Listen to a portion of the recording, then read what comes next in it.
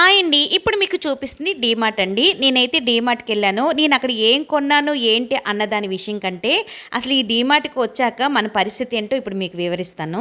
మనం డీమార్ట్‌కి వచ్చే ముందుగానే మనం ఇక్కడ ఏమేమి కొనాలి, ఏంటని అనుకునే కదండీ వస్తాము. కానీ ఇక్కడికొచ్చాక అలా ఉండదండి పరిస్థితి. మనకి ఇక్కడికి రాగానే అన్నీ అవసరం అనిపిచ్చేస్తాయి. అలా ఉంటదనమాట. రూ. 1000లో కొందామనుకుని వచ్చామనుకోండి, దానికి డబుల్ అయిపోతాయి డబ్బులు. ఎందుకంటే అన్నీ ఉంటాయండి ఇక్కడ. జ్యువెల్లరీ ఒక్కటే ఉండదు.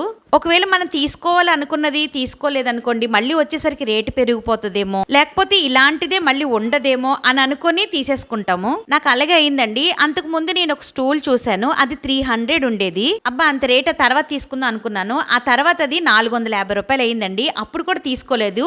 ఇప్పుడు రూపాయి తక్కువ రూ. 600 అయిందండి ఆ స్టూలు. ఇప్పుడు అనిపించింది అప్పుడు తీసుకుంటే బాగున్నని. ఈ డీమార్ట్ లోని ఎప్పుడు ఎలాగుంటాయో తెలియదండి. రేట్లు గాని వస్తువులు గాని ఒకసారి ఉన్నవి ఇంకొకసారి ఉండవు. Thanks for